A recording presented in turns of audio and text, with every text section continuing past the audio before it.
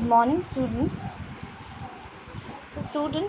Since the last few days, we have been revising the very first chapter of your party book, which is Finn McColl and the Giant's Causeway.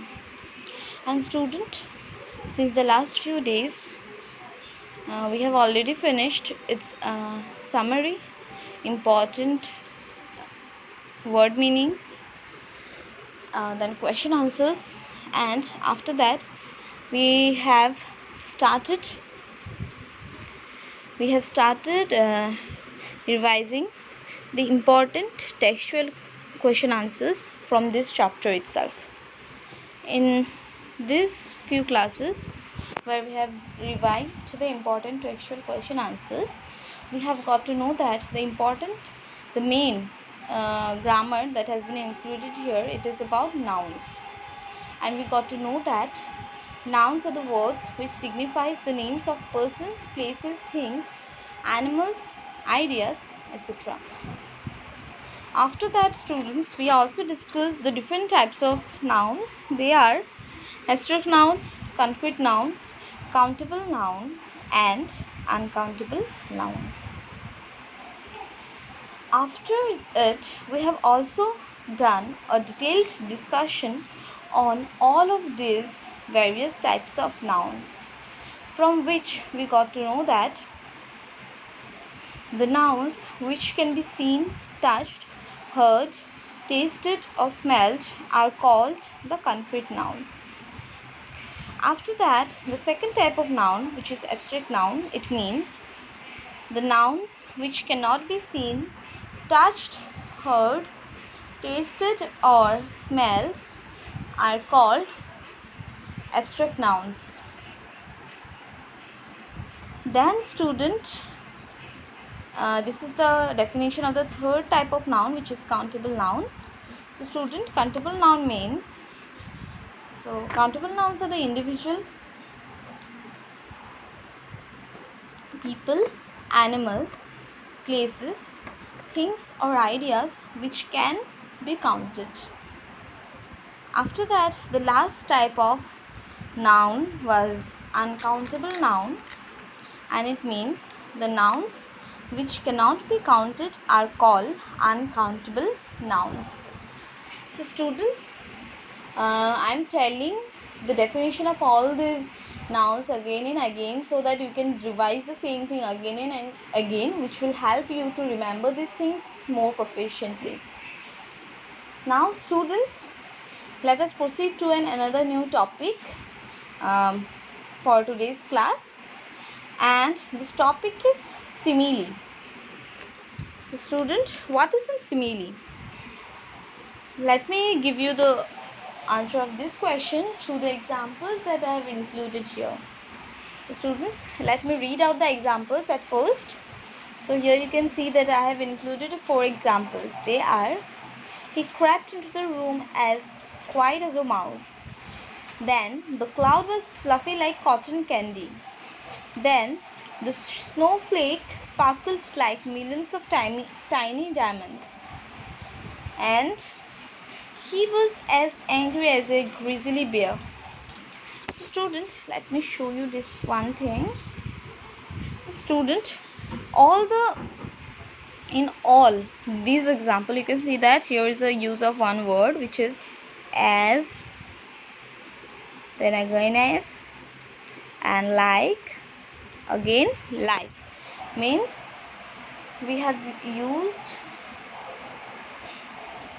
the words as and like in all these examples.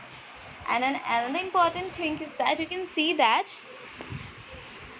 we can divide this sentence into 2 parts. This one is the first, after that this one is the second, then this and this, then this and this, and this and this. So means we have for your convenience, I have divided the sentences as in 2 parts after as or like. So the first 2 parts of the first sentence: he crept into the room and quiet as a mouse.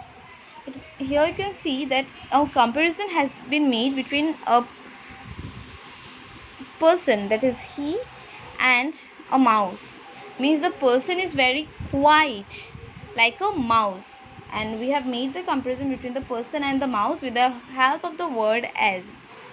Then I come to the second sentence. Again, two parts are there. The cloud was fluffy, and another one is cotton candy. So, student, you can see that here again we have a made comparison between two things. And they are the cloud, the first part, and cotton candy in the second part. And we have made the comparison between these two things with the help of the word like. Then come to the third sentence. The snowflakes sparkled like millions of tiny diamonds. In these two parts of this sentence, again we have made a comparison between the snowflakes and the tiny diamonds with the help of the word like. And the last sentence, that is, he was as angry as a grizzly bear. Here again we have made a difference between comparison between two things, which is he means a person and a grizzly bear. A bear means the comparison between a man and a bear has been done with the help of the word as. So student, these words as and like, which helps two things to make a comparison, are called similes. For your better understanding, let me give you the definition of simile. So student, a simile is a comparison between two things using the words as or like.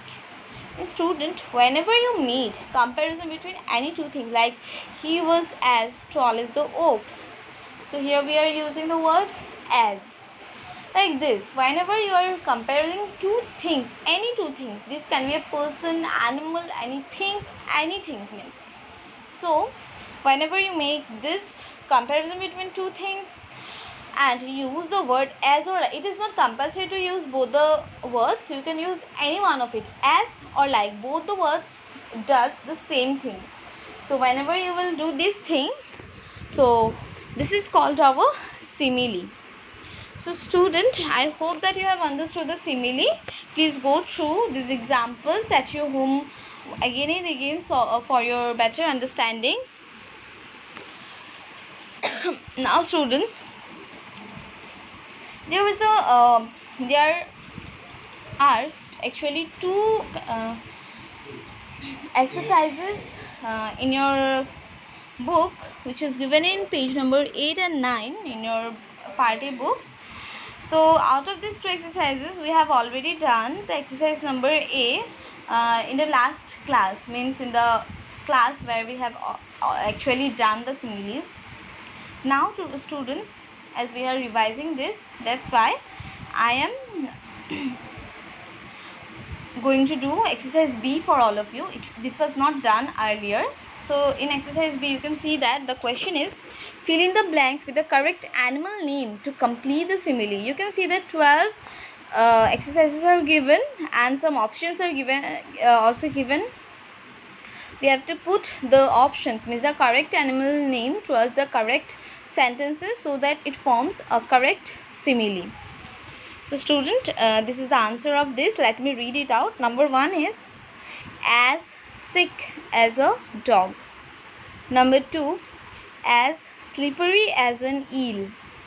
Number 3, as slow as a snail.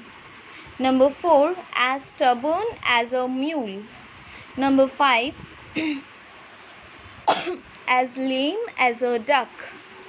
Number 6, as mischievous as a monkey. And number 7, as playful as a kitten. Number 8, as wise as an owl. Number 9, as blind as a bat. Number 10, as happy as a lark.